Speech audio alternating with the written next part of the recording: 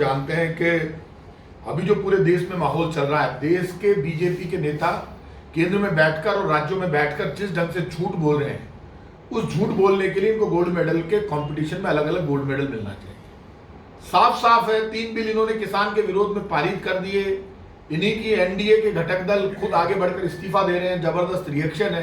पंजाब हरियाणा में जबरदस्त किसान आंदोलन है। पूरे देश के किसानों में रिएक्शन है।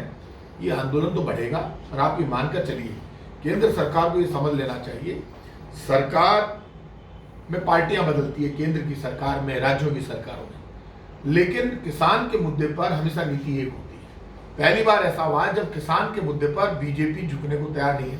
बीजेपी के साथ एक दिक्कत है, नोटबंदी हो, जीएसटी हो, पेट्रोल डीजल हो, बेरोजगारी हो, किसी भी मुद्दे पर बीएसएनएल का भट्टा बैठना हो, चाहे एयरपोर्ट को निजी हाथों में देना हो, चाहे रेल का निजीकरण करना हो, हर मुद्दे पर बीजेपी की केंद्र सरकार जिद पर आ जाती है। मौके को और परिस्थितियों को समझने के लिए तैयार नहीं थी। कोरोना का संकट था, अभी ये किसान बिल पारित करने की कहां जरूरत थी। एक तरफ तो हम कह रहे हैं सोशल डिस्टेंसिंग अपनाइए, 144 लगा रहे हैं, आंदोलन नहीं होना चाहिए, लोग इकट्ठे नहीं होने चाहिए।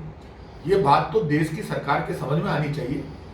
जो लोग बैठे हैं सत्ता में, चाहे प्रधानमंत्री जी हो, गृह मंत्री, ये सारे बीजेपी के नेता, कि यदि इस वक्त ऐसा बिल पास करेंगे तो किसान इकट्ठे होंगे। और इस वक्त कोरोना संकट में भी हमने किसानों को फंसा दिया, जनता को फंसा दिया, आंदोलन हो रहे हैं। और इस मुद्दे पर बयान ये आना कि विपक्षी दल झूठ बोल रहे हैं, तो आपके घटक दल क्यों चिल्ला रहे हैं?